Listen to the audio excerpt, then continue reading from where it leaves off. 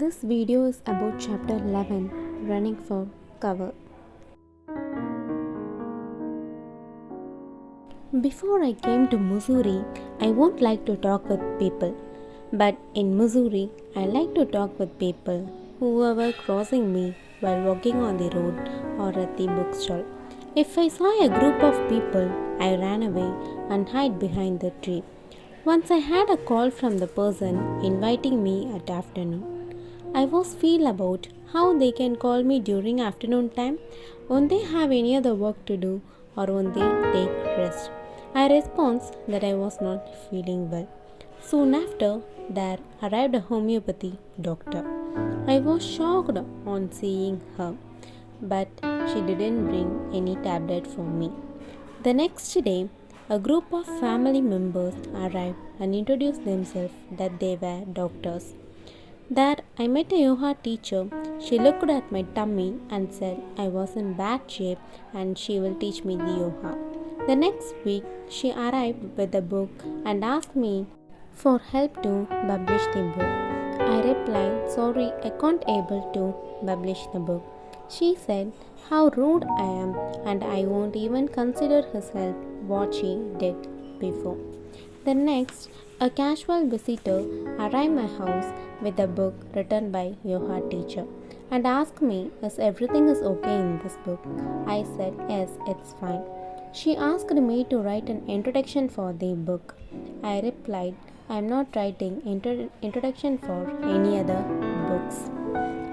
Then I went to the flashback why I ignore of writing introduction to the book. When I was prevailed upon to write a short introduction to a book about a dreaded man-eater who had taken a liking to the flesh of a good people of Dogada, the author of the book would hardly write a decent sentence. Then he wanted me to edit or touch up his manuscript, but I refused it. Then often he requested me to write the introduction, so I did it. When the book came to publishment, I mentioned my name, so that the printer's devil had turned me into a serial killer. I also refuse to attend the school function. I feel like a hell while sitting in the same place and hear the lecture. It makes me bored and also I don't like to bore children by giving speech. One day I went to temple. There I saw a married couple who asked me for a blessing. I had a thought why they need my blessing. Anyhow, they will get settled with a baby and house within 1 or 2 years. But I can't able to say that, so I blessed them. Then suddenly I had a thinking that they may think me as brahmachari and whether I proved my blessing them. On the way off the road, I met a child with her mom.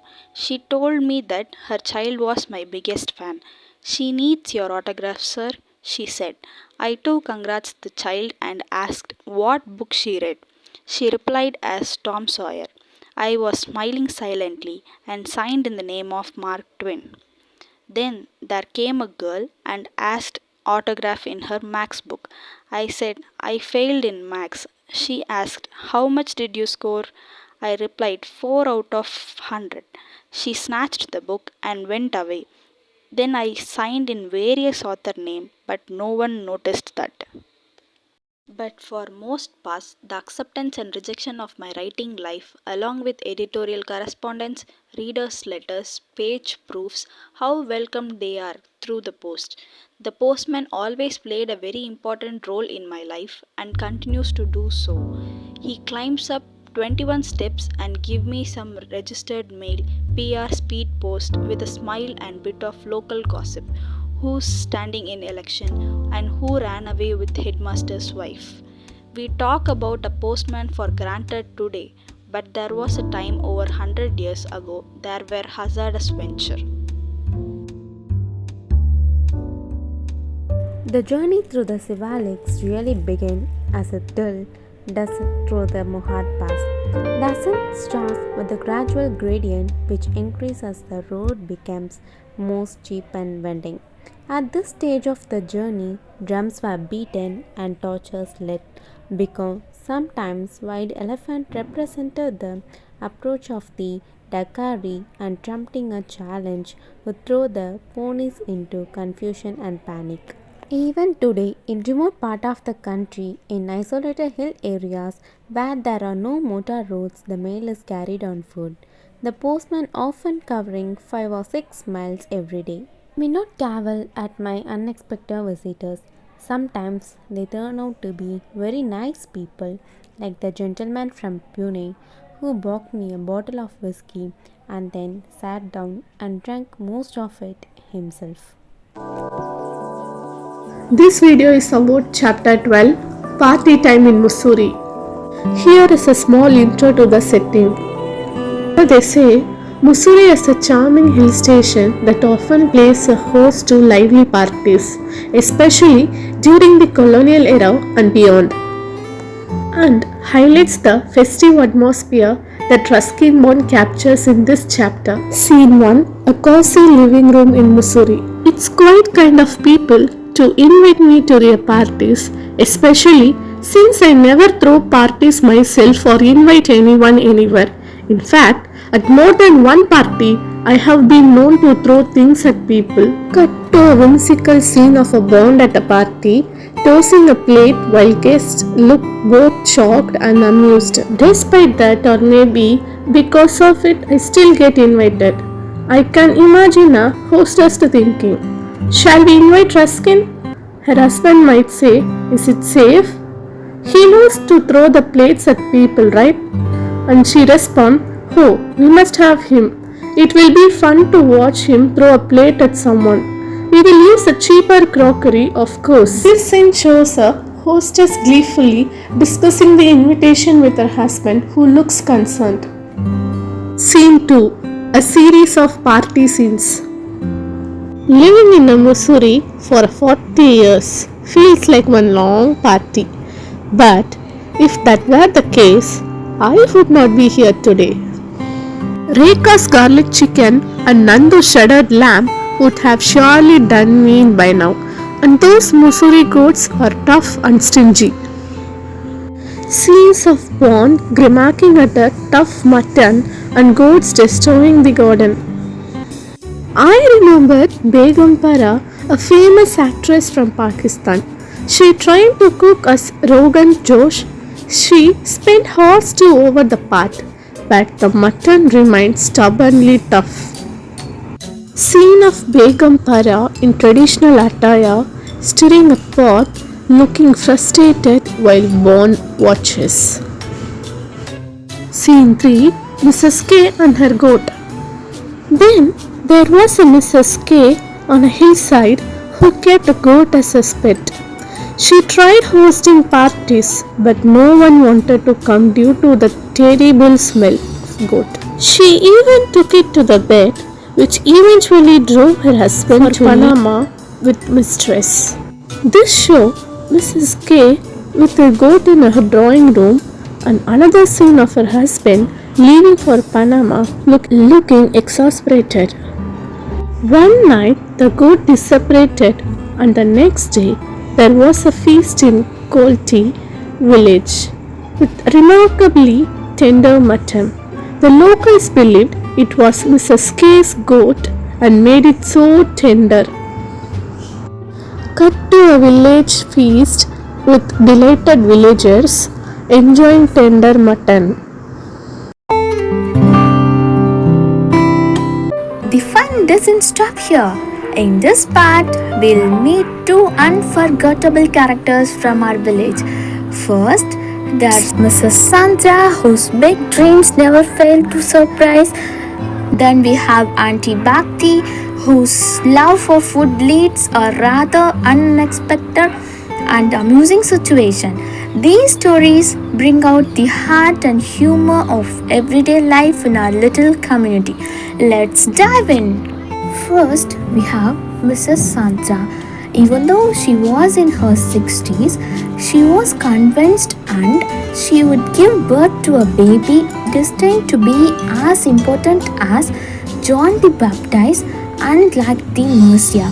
She was always excited and told me, "The doctor says it's possible."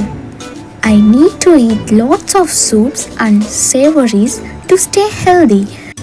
Her visits, filled with enthusiasm about her belief, became quite tiring. One day, I even had to hide in the bathroom just to get a moment of peace. Mrs. Sandra knocked on the door and asked, "Why are you hiding in the bathroom?" I nervously replied, I needed some time alone. Her unwavering optimism and boundless energy were truly something to handle. Next is Auntie Bhakti, who loved to eat. One day, after a big meal, she got stuck in my bathroom. She was wedged between the toilet seat and the wall and couldn't move. She called out, "Are you there? I'm stuck." I tried to help, but she was really stuck.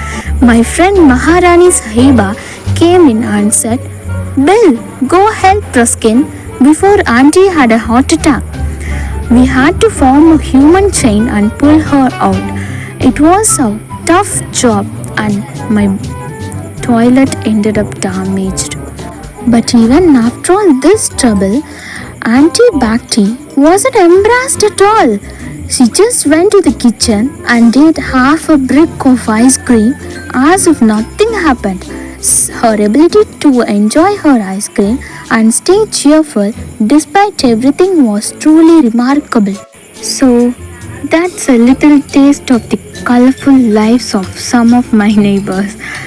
Mrs. Sandra's big dreams, Auntie Bhakti's stuck in the toilet adventure, and her ice cream victory are just a few examples of the amusing and lively stories from our village. Scene 6. Nandu Jahar is famous for his eating feast. At a wedding, he managed to consume 32 cups of ice cream after a big dinner. The next morning, he was green from overindulgence. He also holds the Doon School record for eating 5 kilos of mangoes in one sitting. When asked if he could do it again, he said he didn't need Alfonsos, which fortunately aren't available in Mussoorie in December. Rekha used to host memorable parties with a bit of pot or marijuana. Her eccentric friends included a French sitar player with mismatched socks and an Australian film producer digging a hole in Lakshmi's garden, thinking it was a shortcut to Australia. I never partook in the pot, but I did try Rekha's bang pakoras one Diwali. They led to a memorable adventure where two friends carried me home, and we encountered what I mistook for a lady but turned out to be the circuit jet in his wig. Our Diwalis are more respectable now, and Rekha sends sweets instead of pakoras. But those were the days. Seems like it's still party time in Landur and Mussoorie. The fun never really ends.